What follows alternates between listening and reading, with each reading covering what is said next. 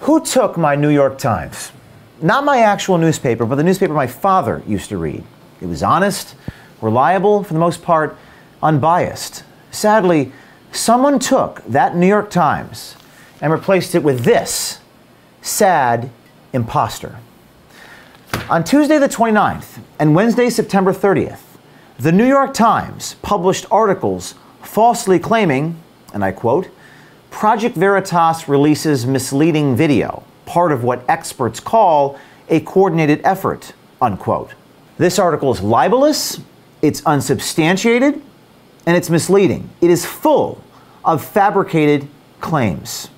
The second word of this article about our Minnesota ballot harvesting investigation calls the video, quote, deceptive, unquote. But there is nothing in the article to substantiate this libelous claim. In fact, the video speaks for itself, and it is very clear.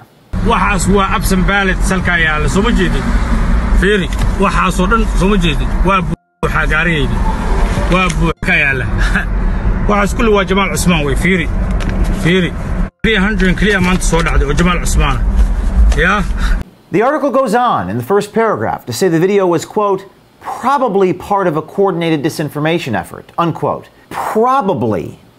I just want to repeat that. It's, quote, probably part of a coordinated disinformation effort, unquote. This is total bullshit.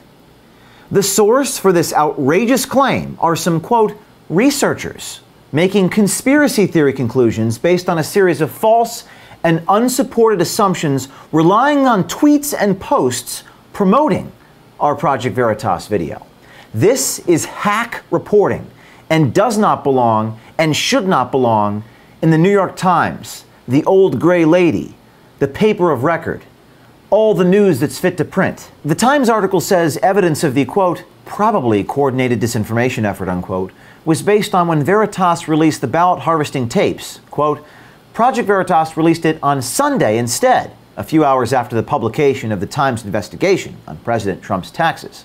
Had the New York Times, or these quote-unquote researchers, done any due diligence at all by contacting me, contacting Project Veritas, we could have undeniably given them evidence and proven the decision to release this piece. That decision was made well before the New York Times article was published on Sunday.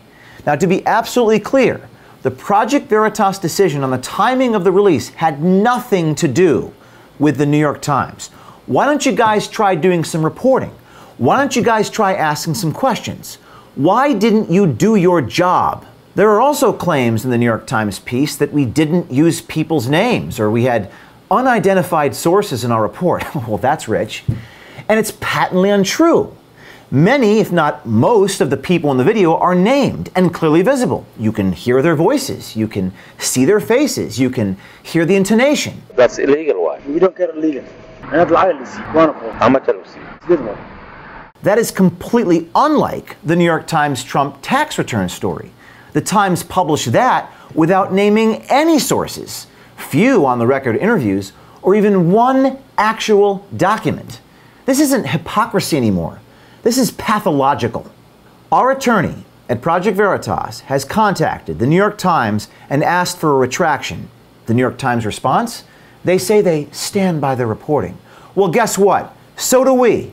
The only difference? We publish the truth. And you, at the New York Times, published a bunch of demonstrably false conspiracy theory nonsense. Stuff that has now been picked up by other outlets, at Vox, at MSNBC, at local news in Minnesota. But all of this fits the Project Veritas MO, according to Stanford researchers, who say it appears to be a coordinated disinformation campaign. So our only recourse, if you do not retract, is to sue you. We sent another letter to the New York Times insisting, quote, the Times, the authors, their editors, and any other individual who participated in the reporting and editing of the articles preserve and retain all of your documents, your data, and your electronically stored information related in any way to the publication of this article. I'm not afraid of the New York Times. We're not afraid of the Times or anyone else who defames us or defames our work. We will have our day in court and we will win. In fact, we haven't lost one lawsuit at Project Veritas. We've even gone to a jury verdict before. The New York Times will be forced to print a retraction. and it will hang on our wall of shame. The New York Times claims without evidence, on the people's faces, you can see all the things. And in your article, you have no evidence. You made an assumption. You didn't do your job. The New York Times' own standards, your own standards demand better than this. All we ask is that you live up to your own standards.